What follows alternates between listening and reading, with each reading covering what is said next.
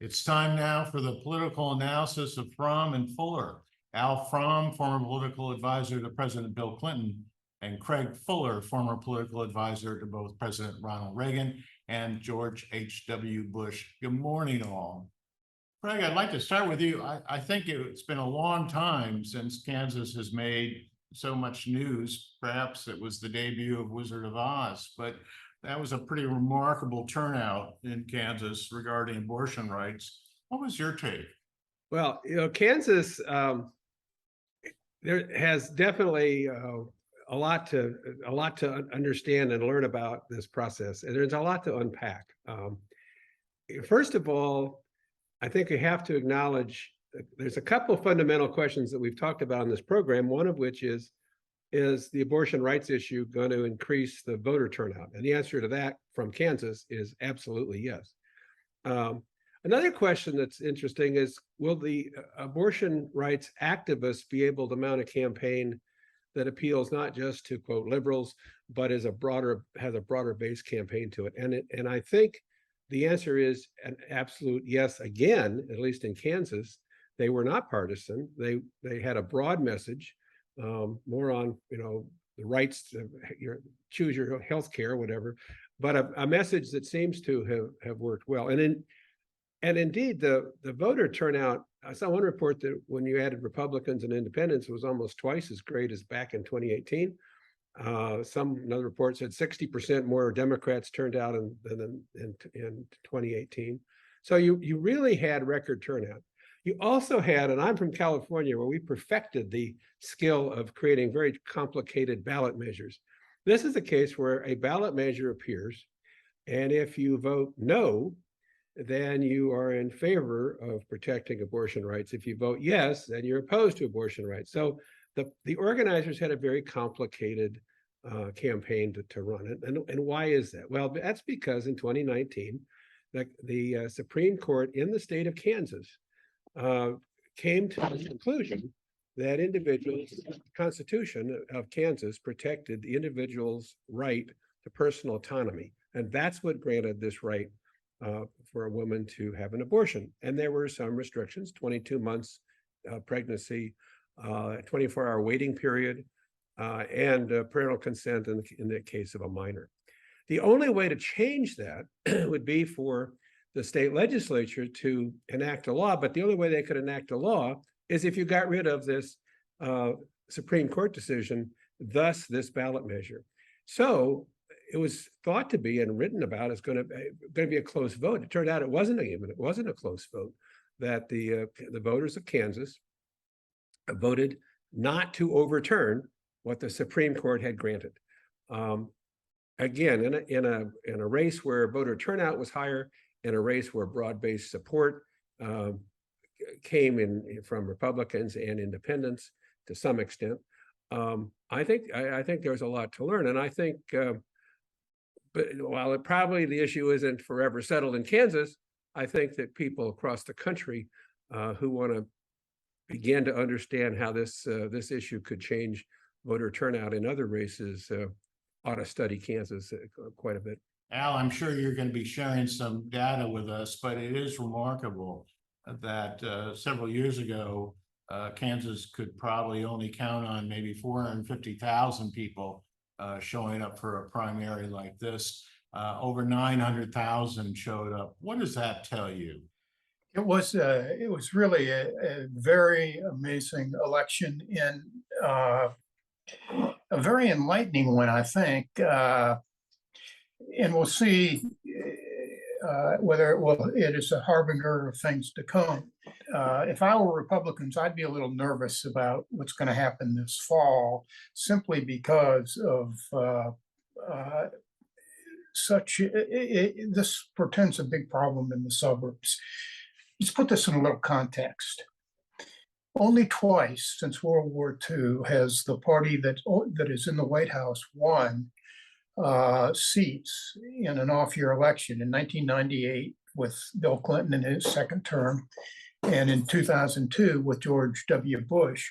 Both times the presidents had approval ratings of well over 60%. I mean, Bush is probably in the 80s or close to it. Clinton was in the high 60s. Biden's approval ratings are in the mid-30s, okay? Usually that portends enormous loss, 40, 50, 60 seats. Inflation, while the gas prices are coming down, is still very high. Crime is up. The environment just works for Republicans. So the question really is, can Republicans snatch defeat from the jaws of victory this fall? And what Kansas says is possibly. I mean, I think their not only their position on abortion, but their extreme position on abortion and their extremism just across the board, voting down a veterans bill out of spite.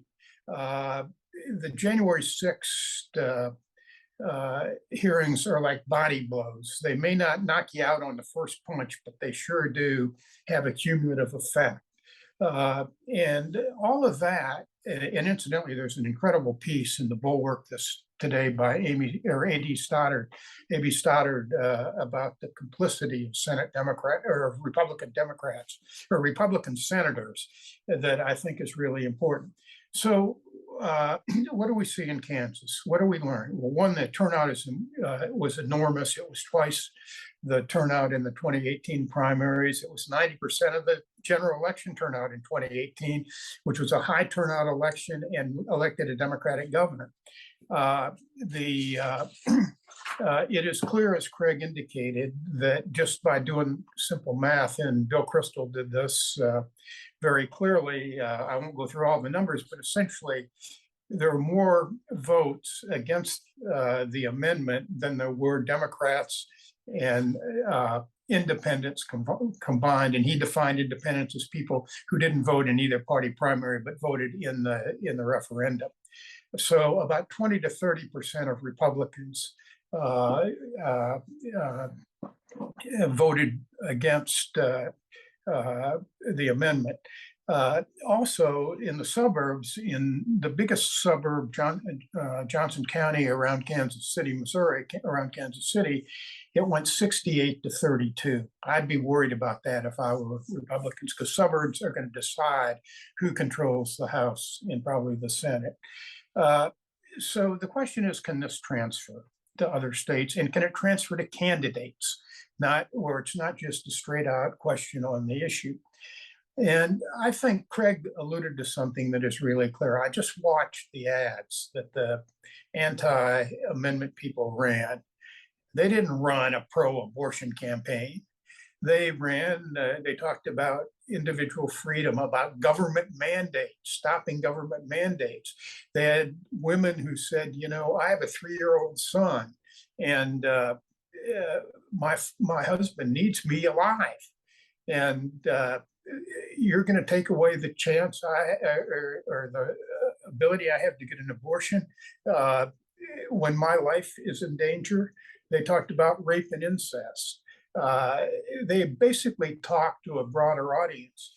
And I think for Democrats, that is the key. We have to have a disciplined message on issues around the country. We cannot let our own advocates take control of a message. If we do, if we have that disciplined message, if the Republicans continue to misbehave, if January 6th gets even worse, if the Republicans continue to nominate candidates who are election deniers and who have limited appeal outside the hardcore Trump base of the Republican Party, then I think we might have a chance for a surprising result in November, and people will no longer be asking what's the matter with Kansas. Craig, there was a couple of other important elections that came up on Tuesday. I think most people consider this to be a Trump victory. I'm sure it's troubling for the Democrats, but it might be just as troubling for the Republican Party to have these people become significant candidates in November. Well, I agree with you about that. I think there's 3 tracks that we have to think about when it comes to Trump at this point. And this measure of, did his candidates, those he endorsed, did they win or lose?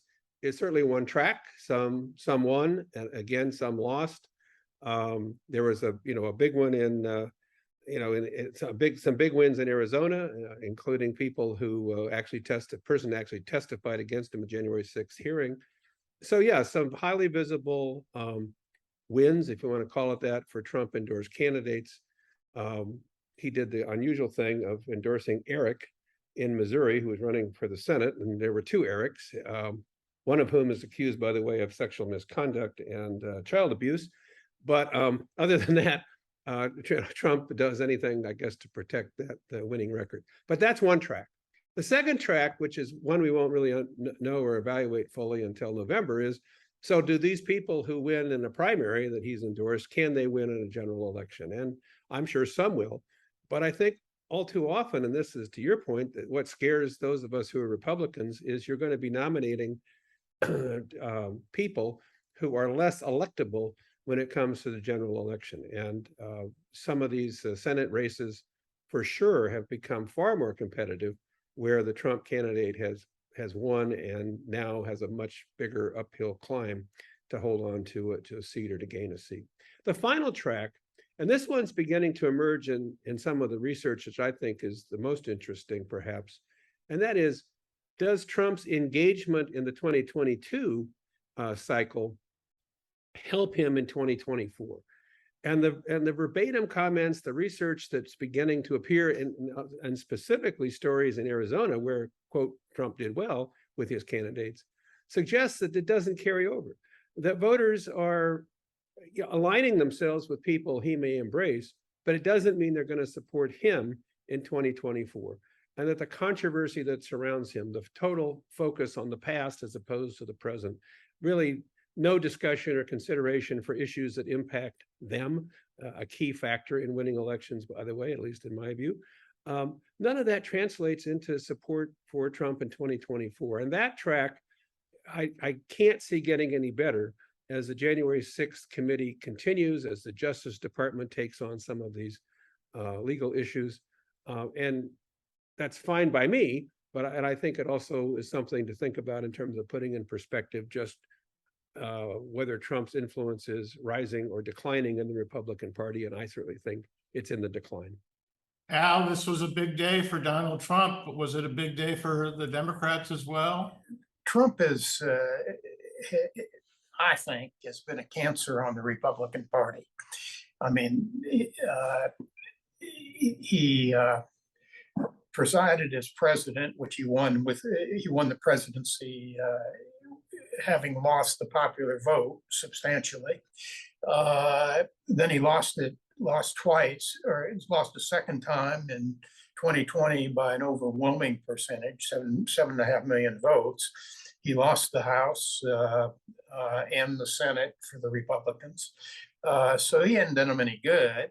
And, now his candidates in some states are winning, and many states are winning. But it's important to note that they're winning with 30 or 40% of the Republican vote. In a multi-candidate race, that's enough to win primaries. The problem is the Republicans are probably only 25 to 30% of the electorate on a good day. So we're talking about 12 to 15% of the electorate at most who are really hardcore Trumpies. And in a general election, you got to appeal to a lot more than that. So, and he hurts the Republicans even in a more interesting way, I think. I mean, we know that with candidates like J.D. Vance and Mehmet Oz and Herschel Walker and this guy in Arizona, and the gubernatorial candidate in Maryland and Pennsylvania, he's basically eliminated, or he in the Senate anyway, in states that the Republicans should pick up, he's basically given the Democrats a very good chance to win. And I think in all of those cases, Democrats are ahead. Whether they can stay there or not depends, of course, on the way they perform as well. But it also hurts the Republicans in another way. It discourages good Republican candidates from wanting to get into the Senate races. I'm thinking about Governor Sununu in New Hampshire. That probably would have been a pickup for the Republicans if Sununu had gotten in. He got out, and the chances now are that Maggie Hassan will be reelected. So to me, the more Trump wants to get involved in the 2022 race, the more I welcome him. Things aren't going to get better for Donald Trump. The grand jury is closing in on him. The January 6th committee is going to continue to have revelations and have a big report. And that can only hurt House and Senate Republicans who are afraid to speak out against him. I mean, as I said, A.B. Stoddard in the Bulwark, in a piece that I recommend all of our viewers go out and look at, talked about Mitch McConnell and the Republican senators who knowingly voted to acquit. I mean, McConnell said that he was guilty and then voted to acquit in impeachment, who have not spoken up against all the annex, and still hide. And again, that's not a one shot, Mike Tyson right hand to the jaw or left hook, but it's body blows. And over the next 3 or 4 months, particularly if inflation eases a little bit, I think you could see a turn in the political environment as we head into November. Craig, I do want to also get some of your thoughts on this rather tense trip that the Speaker Pelosi took. It was a little bit nerve-wracking at a time when there's not a lot of peace in the world. And just wanted to see if you saw a political advantage to all this beyond the foreign policy chess game going on?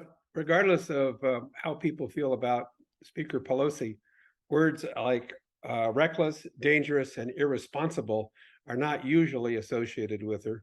But that's how Tom Friedman described this visit she took to Taiwan. Now, Taiwan is a place I've been to. There's much to respect about the Taiwanese and what they've accomplished, and there's certainly lots of reasons for concern about their plight. I think it's like 23 million people, 100 miles from 1.2 billion people who don't all necessarily like them. There's plenty of reason to be concerned, but this trip makes no sense to me.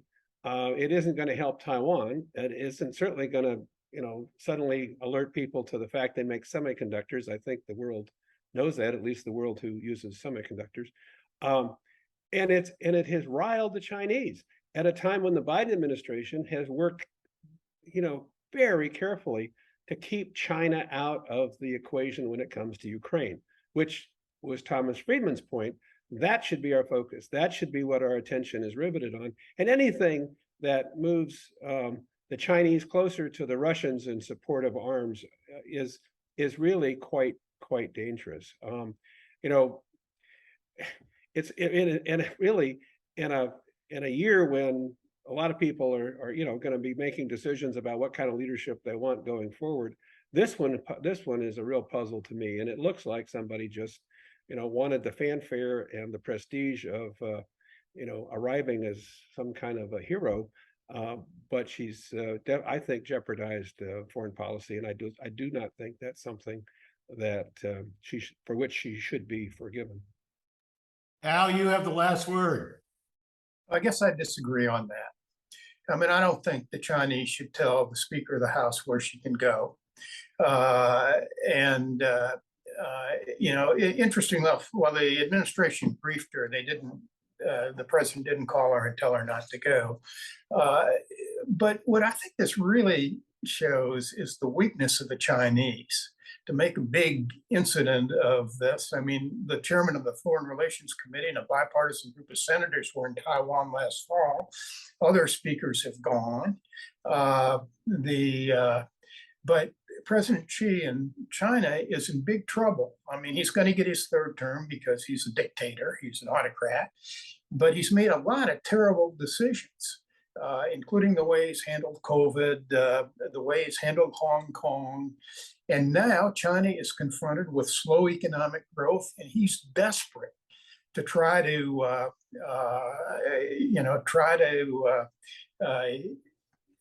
win that third term, which I gather is unprecedented in China. But as I said, he's going to do that. But I don't think, I think in their standing in the world, this doesn't help China. They look sort of foolish. We have to leave it there. Craig Fuller, Al Fromm, thank you so much indeed. We will see you next week.